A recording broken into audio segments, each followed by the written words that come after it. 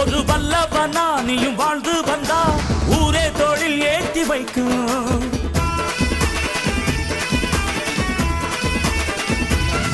ஒரு நல்லவனா நீயும் வாழ்ந்திருந்தா ஊரே தொழில் ஏறி நிற்கும். ஒரு வல்லவனா நீயும் வாழ்ந்து வந்தா ஊரே தொழில் ஏற்றி வைக்கும். வெட்டவரும் எதிரியை எருவாக்கு, நீ நட்டு வச்ச பூச்செடிக்கு உரமாக்கு, உனக்கென்று ஒரு கூட்டம் உருவாக்கு. நீ